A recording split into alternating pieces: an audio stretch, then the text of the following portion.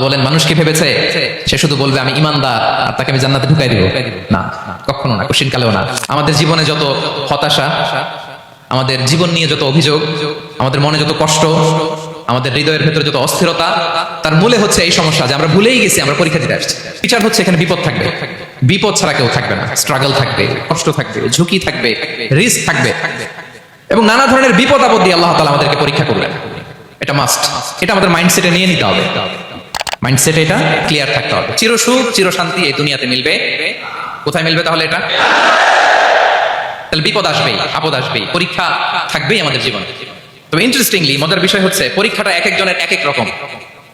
পুরো পৃথিবীটা একটা পরীক্ষা ক্ষেত্র, কিন্তু কারো প্রশ্নপত্রের সাথে কারো প্রশ্নপত্রের কোনো মিল নাই। সুবহানাল্লাহ। আমার পরীক্ষা একরকম, আপনার পরীক্ষা আরেক রকম, ওই ভাইয়ের পরীক্ষা আরেক রকম, ওনারটা আরেক রকম। সবাই পরীক্ষার্থী, সবাই পরীক্ষার্থী, কিন্তু কারো প্রশ্নপত্রের সাথে কারো প্রশ্নপত্রের কোনো মিল নাই। কারোর জন্য পরীক্ষা হচ্ছে সে খুব অসুস্থ, প্রচন্ড অসুস্থতা, তার জন্য পরীক্ষা। ক্যান্সারের রোগী, দুরারোগ্য ব্যাধি, ডক্টর বলছে 4th স্টেজে চলে আসছে, কয়েক মাস বাঁচতে পারে, এটা তার জন্য পরীক্ষা। আবার কারো দেখবেন যে খুব একটা অসুস্থতা নাই, অসুস্থতার ঝামেলা নাই, কিন্তু তার দারিদ্রতা আছে, তার আর্থিক অনটন, এটা তার জন্য পরীক্ষা। আবার কারো দেখবেন অসুস্থতাও নাই, দারিদ্রতাও নাই, তার দাম্পত্য জীবনের সমস্যা আছে না নাই? অনেকে দেখবেন এগুলো কোনোটাই সমস্যা না, তার ছেলে কথা শোনে না, মাদকাসক্ত, মাদকাসক্ত, রিহ্যাবে পাঠায়, আবার আসে, আবার গাঁজা খাওয়া শুরু করে, আছে না নাই বলেন? দেখেন তার পরীক্ষাটা আবার আলাদা। অনেকের দেখবেন মেয়ে বাবার কথা শোনে না। আবার অনেকের দেখবেন যে ব্যবসায় সমস্যা, লসের পর লস, লাভ উঠাতে পারে না। তাহলে পরীক্ষা ছাড়া, বিপদ আপদ ছাড়া দুনিয়াতে কেউ নাই, কেউ নাই প্রিয় ভাইরা। এটা আমাদের মাথায় রাখতে হবে। পরীক্ষা আপনাকে দিতেই হবে, পরীক্ষা দিয়ে দিয়ে নিজেকে প্রমাণ করতে হবে। আর এক একজনের পরীক্ষাটা এক এক রকম, কারো পরীক্ষার সাথে কারো পরীক্ষার কোনো মিল থাকবে না।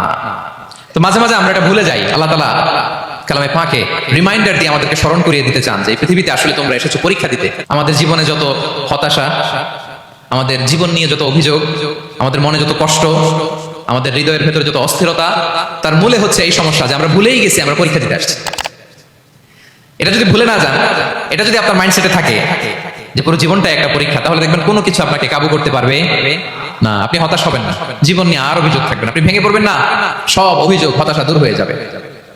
তারপর বুঝতে পারলাম পরীক্ষা আপনাকে দিতেই হবে। পরীক্ষা দেয়া ছাড়া এই পৃথিবী থেকে চলে যাওয়ার কোনো চান্স বা সুযোগ আমাদের কারো নেই। সূরাতুল আনকাবুতে আল্লাহ তাআলা এই কথাটা আরো চমৎকার ভাবে বলেছেন। আল্লাহ তাআলা ইরশাদ করছেন, আহাসিবান নাসু আইয়ুতরাকু আইয়াকুলু আমান্না ওয়া হুম লা ইফতানুন ওয়ালাকাদ ফাতান্না আল্লাযীনা মিন ক্বাবলিহিম ফালা ইয়া'লামান্না আল্লাহু আল্লাযীনা সাদাকু ওয়া লা ইয়া'লামান্নাল কাযিবিন। আল্লাহ বলেন মানুষ কি ভেবেছে সে শুধু বলবে আমি ইমানদার আর তাকে আমি জান্নাতে ঢুকাই দিব? না, কখনো না, কোশ্চিন কালেও না। বরং পূর্ববর্তীকালে যারা পৃথিবীতে এসেছিল তাদেরকে আমি পরীক্ষা নিয়েছি, পরীক্ষা করেছি, এবং তাকেও ইমানের প্রশ্নে সে সত্যবাদী না মিথ্যাবাদী পরীক্ষা দিয়ে দিয়ে নিজেকে প্রমাণ করতে হবে। ঠিক কিনা বলেন? পরীক্ষা দিয়ে আপনাকে প্রমাণ করতে হবে। এবং এই পরীক্ষার ব্যাপারটা, এটা যে শুধু আমরা সাধারণ মানুষ আমাদের জীবনে দুঃখ বিপদ পরীক্ষা, এমনটা না। এই পৃথিবীর সবচেয়ে শ্রেষ্ঠ মানুষ যারা ছিলেন তাদেরকে আল্লাহ পরীক্ষা নিয়েছেন।